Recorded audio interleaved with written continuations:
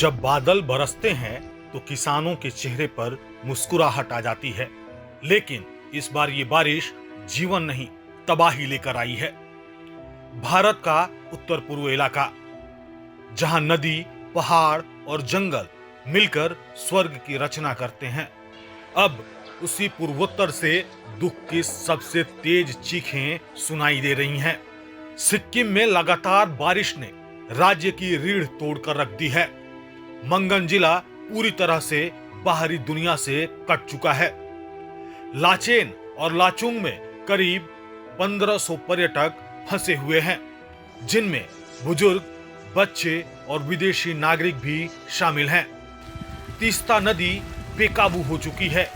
एक के बाद एक कई पुल टूटते जा रहे हैं, सड़कें बह रही हैं, संचार नेटवर्क पूरी तरह से ठप हो चुका है। भारतीय सेना और बीआरओ ने रेस्क्यू ऑपरेशन शुरू कर दिया है, लेकिन सड़क तक पहुंचना ही सबसे बड़ी चुनौती बन गया है। त्रिपुरा की राजधानी अगरतला में मात्र 3 घंटे में 200 मिलीमीटर से ज्यादा की बारिश दर्ज की गई। सड़कों पर गाड़ियां बहने लगी, लोग फंस गए और एक व्यक्ति की मेनहोल में गिरकर मौत हो गई।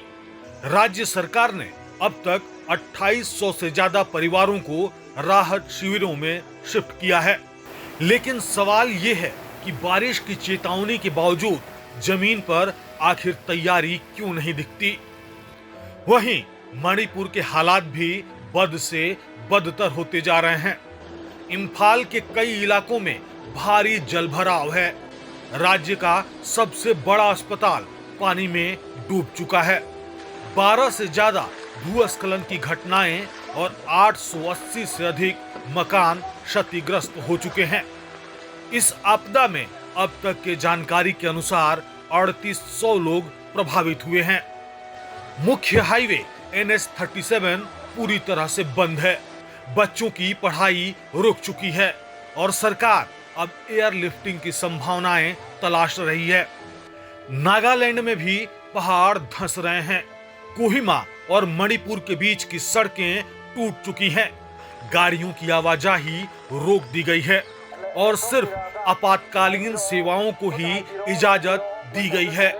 असम में गुवाहाटी के माथे पर सबसे गहरी चोट पड़ी है, जहां भूस्खलन में 8 लोगों की जान चली गई। असम के मुख्यमंत्री ने मुआवजे का ऐलान तो कर दिया है, लेकिन जो मां अपने बच्चे को खो चुकी है, वो 4 लाख की मुआवजे से उसका दुख नहीं भरने वाला। जब सिस्टम थम जाता है, तब इंसानियत आगे बढ़ती है। स्थानीय लोग एक दूसरे को खाना खिला रहे हैं, हाथ पकड़कर निकाल रहे हैं, लेकिन सवाल ये है कि क्या हर बार हमें भगवान के भरोसे ही रहना होगा? मौसम विभाग ने अगले 72 घंटे के लिए बारिश का अलर्ट जारी किया है। इसका मतलब अभी और तबाही आ सकती है। ये संकट सिर्फ पूर्वोत्तर भारत का नहीं है, ये पूरे देश के लिए चेतावनी है कि हमें प्रकृति को समझना होगा। नीति निर्माताओं को इसकी जिम्मेदारी लेनी होगी, वरना हर मानसून किसी और की जिंदगी बहा ले जाएगा। और अंत में, यदि आप भी इस प्रभावित क्षेत्र से हैं, तो हम आपसे विनम्र निवेदन करेंगे कि प्रशासन की सलाह माने, अफवाहों पर ध्यान न दें और अपने आसपास के लोगों की मदद करें, क्योंकि इस हालात में उनको आपकी मदद की बहुत जरूरत है।